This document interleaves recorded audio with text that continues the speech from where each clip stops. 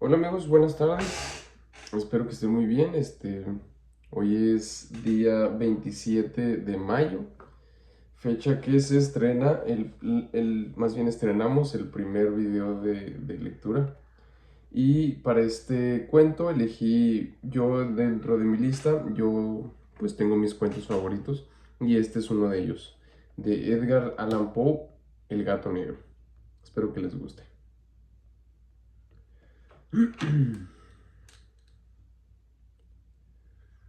Ni espero ni quiero que se dé crédito a la historia más extraordinaria y, sin embargo, más familiar que me voy a referir, tratándose de un caso en el que mis sentidos se niegan a aceptar su propio testimonio.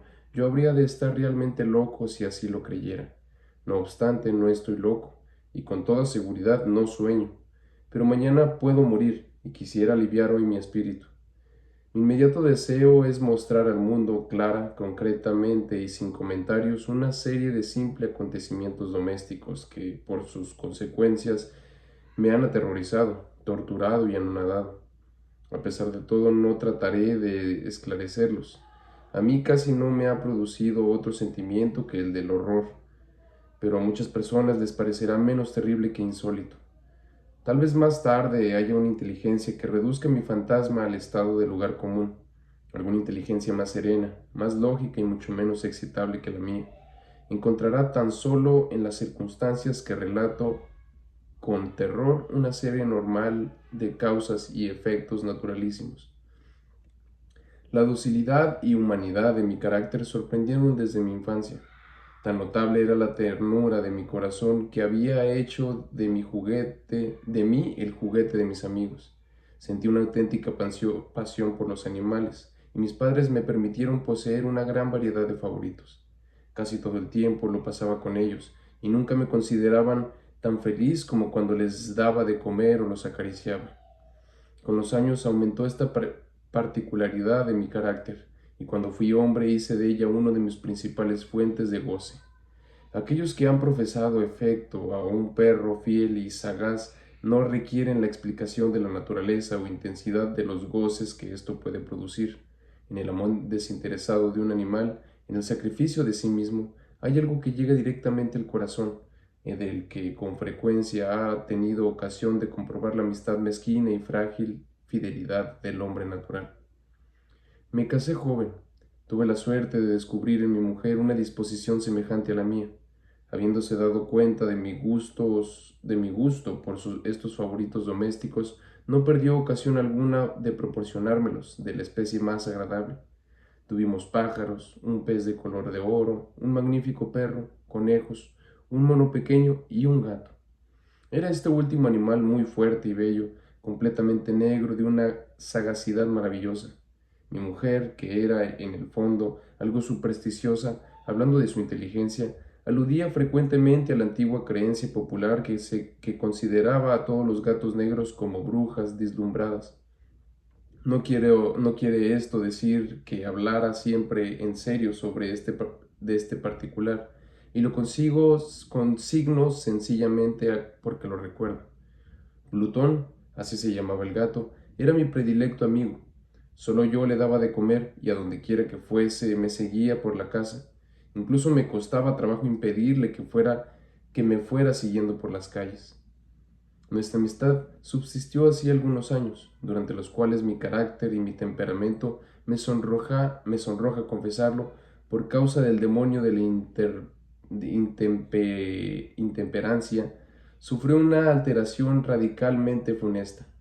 De día en día me hice más taciturno, más irritable, más indiferente a los sentimientos ajenos. Empleé con mi mujer un lenguaje brutal y con el tiempo afligí incluso con violencia a personas. Naturalmente, mi pobre favorito debió de notar el cambio de mi carácter. No solamente no les hice caso alguno, sino que los maltrataba. Sin embargo, por lo que se refiere a Plutón, aún despertaba en mí la consideración suficiente para no pegarle. En cambio, no sentía ningún escrúpulo en maltratar a los conejos, al mono e incluso al perro, cuando por mi causalidad o afecto se cruzaban en mi camino. Pero iba secuestrándome mi mal, porque ¿Qué mal admite una comparación con el alcohol? Andando el tiempo, el mismo Plutón, que envejecía y naturalmente se hacía un poco más huraño, comenzó a conocer los efectos de mi perverso carácter. Una noche, en ocasión de regresar a casa completamente ebrio, de vuelta de uno de mis frecuentes escondrijos del barrio, me pareció que el gato evitaba mi presencia. Lo cogí, pero él, horrorizado por mi violenta actitud, me hizo en la mano con los dientes una leve herida. De mí se apoderó repentinamente un furor demoníaco. En aquel instante dejé de conocerme. Pareció como si, de pronto, mi alma original hubiese abandonado mi cuerpo, y una ruindad superdemoníaca, saturada de ginebra, se filtró en cada una de las fibras de mi ser. Del bolsillo de mi chaleco saqué un cortaplumas. Lo abrí, cogí el pobre animal por la garganta y deliberadamente le vacié un ojo. Me cubre el rubor, me abraza, me estremezco al escribir esta abominable atrocidad. Cuando al amanecer hube recuperado la razón, cuando se hubieron disipado los vapores de mi crápula nocturna, experimenté un sentimiento mitad horror, mitad remordimiento por el crimen que ya había cometido. Pero todo lo demás era un débil y equívoco sentimiento, y el alma no sufrió sus acometidas. Volví a sumirme en los excesos, y no tardé en ahogar en el vino todo el recuerdo de mi acción. Curó, entre tanto, el gato lentamente. La órbita del ojo perdido presentaba, es cierto, un aspecto espantoso, pero después, con el tiempo, no pareció que se daba cuenta de ello. Según su costumbre, iba y venía por la casa, pero, como debí suponerlo, en cuanto veía me aproximaba a él, huía aterrorizado. Me quedaba aún lo bastante de mi antiguo corazón para que me afligiera aquella manifiesta antipatía en una criatura que tanto me había amado anteriormente. Pero este sentimiento no tardó en ser desalojado por la irritación. Como para mi caída final e irrevocable, brotó entonces el espíritu de perversidad, espíritu del que la filosofía no se cuida ni un poco ni un mucho. No obstante, tan seguro como que existe mi alma, creo que la perversidad es uno de los primitivos impulsos del corazón humano, una de esas indivisibles primeras facultades o sentimientos que dirigen el carácter del hombre. ¿Quién no se ha sorprendido numerosas veces cometiendo una acción necia o vil por la única razón de que sabía que no debía cometerla?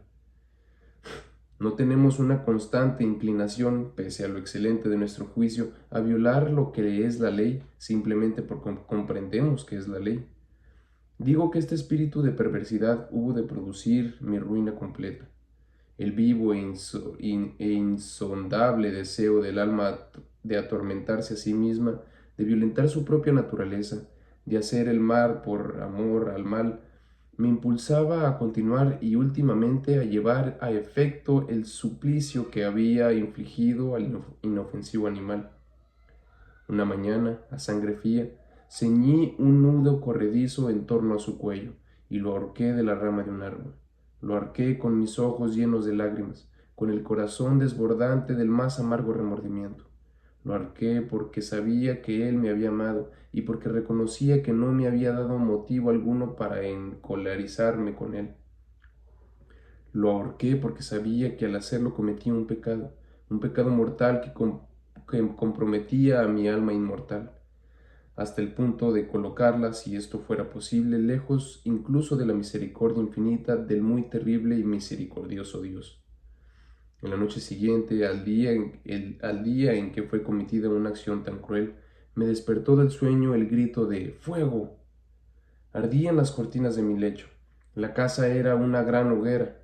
No sin grandes dificultades, mi mujer, un criado y yo logramos escapar del incendio. La destrucción fue total. Quedé arruinado y me entregué desde entonces a la desesperación. No intento establecer relación alguna entre causa y efecto con respecto a la atrocidad y al desastre. No estoy por encima de tal debilidad, pero me limito a dar de cuenta de una cadena de hechos y no quiero omitir el menor eslabón. Visité las ruinas al día siguiente al del incendio, excepto una, perdón, excepto una, todas las paredes se habían derrumbado. Esta sola excepción la constituía un delgado tabique interior. situado casi a la mitad de la casa, contra el que se apoyaba la cabecera de mi lecho. Ahí la fábrica había resistido en gran parte a la acción del fuego, hecho que atribuí a haber sido renovada recientemente.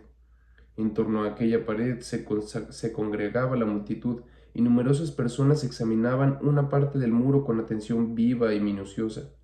Excitaron mi curiosidad las palabras extraño, singular y otras expresiones parecidas. Me acerqué y vi, a modo de bajo relieve, esculpido sobre la blanca superficie, la figura de un gigantesco gato. La imagen estaba copiada con una exactitud realmente maravillosa. Rodeaba el cuello del animal una cuerda. Apenas hube visto esta aparición, porque yo podía considerar aquello más que como una aparición, mi asombro y mi terror fueron extraordinarios. Por fin vino en mi amparo la reflexión. Recordaba que el gato había sido ahorcado en un jardín contiguo a la casa. A los gritos de alarma, el jardín fue invadido inmediatamente por la muchedumbre, y el animal debió de ser descolgado por alguien del árbol y arrojado a mi cuarto por la ventana abierta. Indudablemente se hizo esto con el fin de despertarme. El derrumbamiento de las restantes paredes había comprimido a la víctima de mi crueldad en el yeso recientemente extendido. La cal del muro, en combinación con las llamas y el amoníaco del cadáver, produjo la imagen tal como yo la veía. Aunque prontamente satisfacé así a mi razón, ya que por completo mi conciencia no dejó, sin embargo, de grabar en mi imaginación una huella profunda el sorprendente caso que acabo de dar cuenta. Durante algunos meses pude liberarme del fantasma del gato, y en todo este tiempo nació en mi alma una especie de sentimiento que se parecía, aunque no lo era, al remordimiento. Llegué incluso a lamentar la pérdida del animal y a buscar en torno mío, en los miserables tujurios que a la sazón frecuentaba, otro favorito de la misma especie y de satisfacciones parecidas que pudiera sustituirle. Me hallaba sentado una noche, medio aturdido, en un bodegón infame, cuando atrajo repentinamente mi atención un objeto negro que yacía en lo alto de uno de los inmensos barriles de ginebra o ron que componían el mobiliario más importante de la sala. Hacía ya algunos momentos que miraba a lo alto del monel, y me sorprendió no haber advertido el objeto colocado encima. Me acerqué a él y lo toqué. Era un gato negro, enorme, tan corpulento como Plutón, al que se parecía en todo menos en un pormenor. Plutón no tenía un solo pelo blanco en todo el cuerpo, pero éste tenía una señal ancha y blanca, aunque de una forma indefinida, que le cubría casi toda la región del pecho. Apenas puse en él mi mano, se levantó repentinamente ronroneando con fuerza. Se retregó contra mi mano y pareció contento de mi atención. Era, pues, el animal que yo buscaba. Me apresuré a proponer al dueño su adquisición, pero éste no tuvo interés alguno por el animal. Ni le conocía ni le había visto hasta entonces. Continué acariciándole, y cuando me disponía a regresar a mi casa, el animal se mostró dispuesto a seguirme. Se lo permití, e inclinándome de cuando en cuando, caminamos hacia mi casa acariciándole. Cuando llegó a ella se encontró como si fuera la suya, y se convirtió rápidamente en el mejor amigo de mi mujer. Por mi parte, no tardó en formarse en mí una antipatía hacia él. Era, pues, precisamente lo contrario de lo que yo había esperado. No sé cómo ni por qué sucedió esto, pero su evidente ternura me enojaba y casi me fatigaba. Paulatinamente, estos sentimientos de disgusto y fastidio acrecentaron hasta convertirse en la amargura del odio. Yo evitaba su presencia. Una especie de vergüenza y el recuerdo de mi primera crueldad me impidieron que lo maltratara. Durante algunas semanas me abstuve de pegarle o de tratarle con violencia, pero gradual, insensiblemente, llegué a sentir por él un horror indecible y a eludir el silencio, como si huyera de la peste, su odiosa presencia. Sin duda, lo que aumentó mi odio por el animal fue el descubrimiento que hice esta mañana del día siguiente de haberlo llevado a casa. Como Plutón, también él había sido privado de uno de sus ojos, Sin embargo, esta circunstancia contribuyó a hacerle más grato a mi mujer, que, como he dicho ya, poseía grandemente la ternura de sentimientos que fue en otro tiempo mi rasgo característico y el frecuente manantial de mis placeres más sencillos y puros. Sin embargo, el cariño que el gato me demostraba parecía crecer en razón directa de mi odio hacia él. Con una tenacidad imposible de hacer comprender al lector, seguía constantemente mis pasos. En, en cuanto me sentaba, se acurrucaba bajo mi silla o saltaba sobre mis rodillas, cubriéndome con sus caricias espantosas. Si me levantaba para andar, se metía entre mis piernas y casi me derribaba, o bien clavando sus largas y agudas garras en mi ropa, trepaba por ellas hasta mi pecho. En esos instantes, aun cuando hubiera querido matarle de un golpe, me lo impedía en parte el recuerdo de mi primer crimen. Pero, sobre todo, me apresuro a confesarlo, el verdadero terror del animal. Este terror no era positivamente el de un mal físico, y, no obstante, me sería muy difícil definirlo de otro modo. Casi me avergüenza confesarlo. Aún en esta celda de malhechor, casi me avergüenza confesar que el horror y el pánico que me inspiraba el animal se había acrecentado a causa de una de las fantasías más perfectas que es posible imaginar. Mi mujer, no pocas veces, había llamado mi atención con respecto al carácter de la mancha blanca de que he hablado y que constituía la única diferencia perceptible entre el animal extraño y aquel que había matado yo. Recordará, sin duda, el lector que esta señal, aunque grande, tuvo primitivamente una forma indefinida, pero lenta, gradualmente, por fases imperceptibles y que mi razón se esforzó durante largo tiempo en considerar como imaginaria, había concluido adquiriendo una nitidez rigurosa de contornos. En ese momento era la imagen de un objeto que me hace temblar nombrarlo. Era, sobre todo, lo que me hacía mirarle como a un monstruo de horror y repugnancia, y lo que, si me hubiera atrevido, me hubiese impulsado a librarme de él. Era ahora, digo, era ahora, digo, la imagen de una abominable y siniestra, la imagen de la horca. Oh, lúgubre y terrible máquina, máquina de espanto y crimen, de muerte y agonía. Y era entonces, en verdad, un miserable, más allá de la miseria posible de la humanidad, una bestia bruta, cuyo hermano fue aniquilado por mí con desprecio, una bestia bruta engendrada en mí, hombre formado a imagen del Altísimo, tan grande e intolerable infortunio. Ay, ni de día ni de noche conocía yo la paz del descanso, ni un solo instante.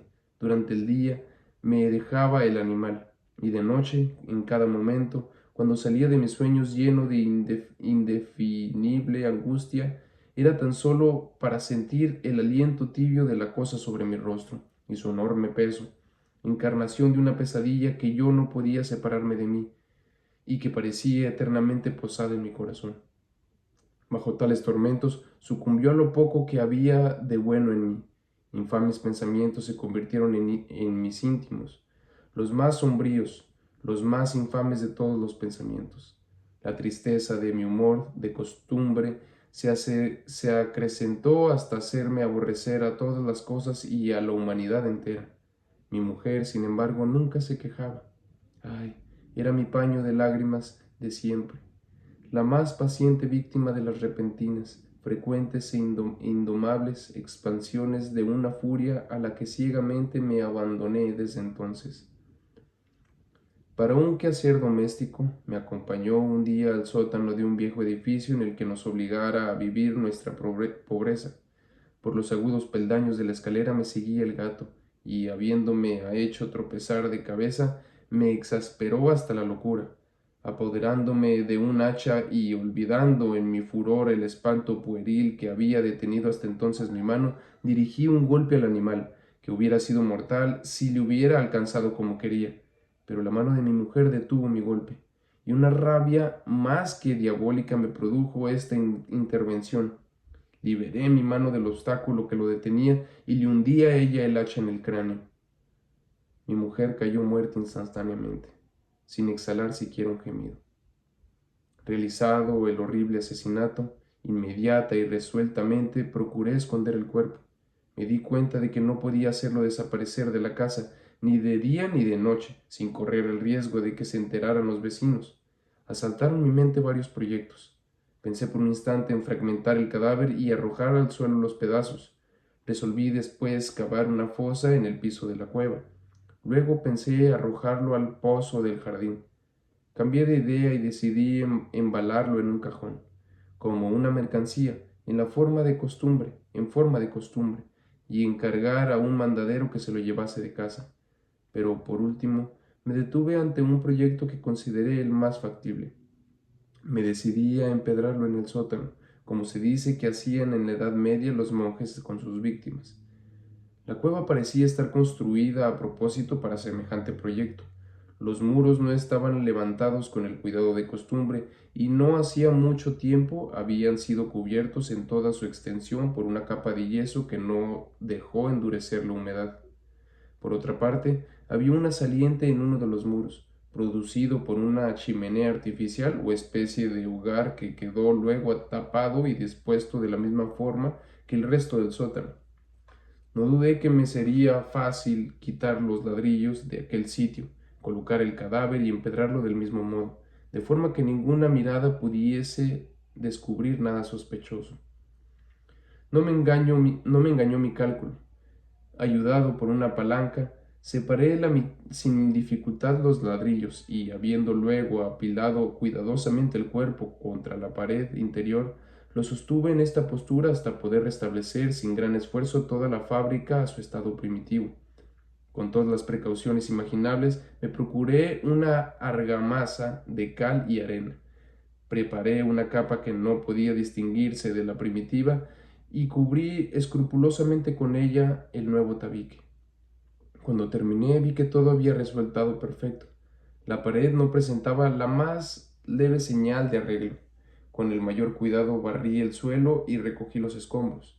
Miré triunfalmente en torno mío y me dije, por lo menos aquí mi trabajo no ha sido infructuoso.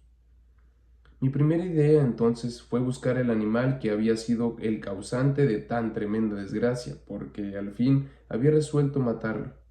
Si en aquel momento hubiera podido encontrarle, nadie hubiese evitado su destino, pero parecía que el artificioso animal, ante la violencia de mi cólera, íbase alarmado y procuraba no presentarse ante mí, desafiando mi mal humor. Imposible descubrir o imaginar la apacible sensación de aliento que trajo a mi corazón la ausencia de la detestable criatura. En toda la noche no se presentó, y esta fue la primera que gocé desde su entrada en la casa, durmiendo tranquila y profundamente. Sí, dormí con el peso de aquel asesinato en mi alma. Transcurrieron el segundo y el tercer día. Mi verdugo no vino, sin embargo. Como un hombre libre, respiré una vez más.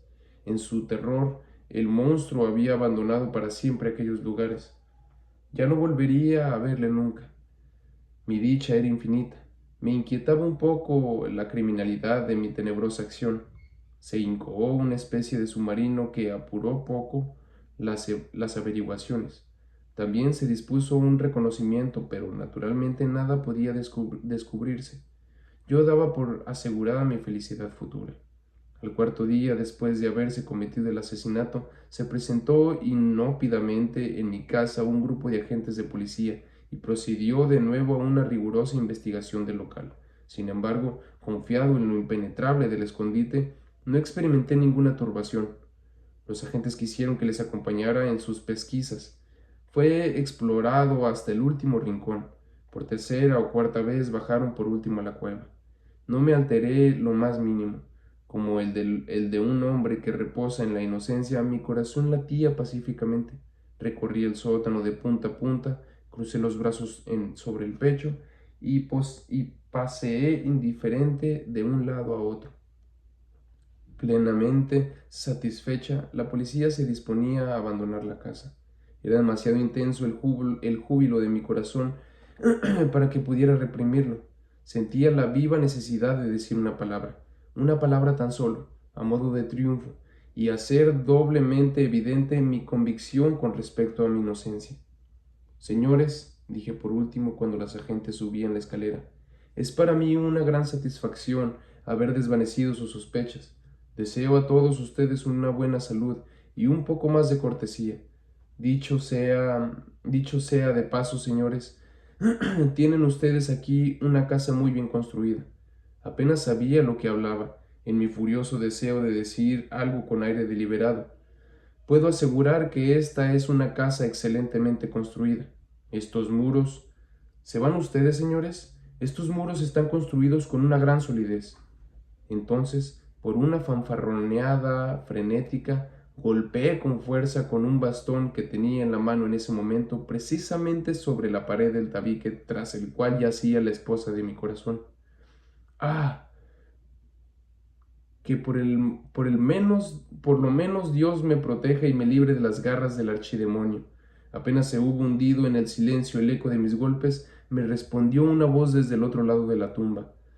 Era primero una queja, velada y entrecortada, como el zozollo de un niño. Después, enseguida, se hinchó en un grito prolongado, sonoro y continuo, completamente anormal e inhumano. Un alarido, un aullido mitad horror, mitad triunfo, que solamente puede brotar del infierno, horrible armonía que sugería al insomnio de las gargantas de los condenados en sus torturas y de los demonios que gozaban en la condenación. Sería una locura expresaros mis sentimientos. Me sentí desfallecer y tambaleándome caí contra la pared opuesta. Durante un instante se detuvieron en los escalones los agentes. El terror los había dejado atónitos. Un golpe después, 12 brazos robustos atacaron la pared, que cayó a tierra de golpe. El cadáver, muy desfigurado ya y cubierto de sangre coagulada, apareció rígido a los ojos de los circundantes. Sobre su cabeza, con las rojas fauces dilatadas y llameando el único ojo, se posaba el odioso animal cuya astucia me llevó al asesinato y cuya reveladora voz me entregaba al verdugo. Yo había emparedado al monstruo en la tumba. Muy bonito cuento. A mí, Edgar Allan Poe me gusta mucho cómo narra, me gustan mucho sus cuentos. Espero que les haya gustado mucho, que lo hayan disfrutado a la hora que lo hayan escuchado. Y pues nada, aquí otro videito. Yo voy a seguir subiendo así. Y ahí van a tener, por si algún día se topan este canal. Espero que les guste. Que tengan bonita tarde y cuídense mucho.